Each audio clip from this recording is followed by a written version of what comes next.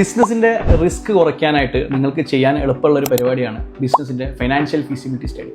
Financial feasibility study നിങ്ങൾ ചെയ്യുമ്പോൾ നിങ്ങളുടെ ബിസിനസ്സിൽ വരുന്ന റിസ്ക്കുകൾ എവിടെയൊക്കെയാണെന്നുള്ളത് കൃത്യമായി നിങ്ങൾക്ക് ഐഡൻറ്റിഫൈ ചെയ്യാനായിട്ട് പറ്റും. അതിൽ ഒന്നാമത്തെ ഒരു കാര്യമാണ് അത് നിങ്ങളുടെ ബിസിനസ്സിൻ്റെ ടോട്ടൽ ആയിട്ടുള്ളൊരു ബഡ്ജറ്റ്, അതായത് നിങ്ങൾ സ്റ്റാർട്ട് ചെയ്യുന്നത് മുതൽ നിങ്ങൾ പ്രവർത്തിക്കുന്നത് വരെയുള്ള സമയത്ത് നിങ്ങൾക്ക് വരാൻ പോകുന്ന എക്സ്പെൻസിൻ്റെ ഒരു ബഡ്ജറ്റ് നിങ്ങൾ എന്ത് ചെയ്യുക, ആദ്യമേ തന്നെ തയ്യാറാക്കി വെക്കുക.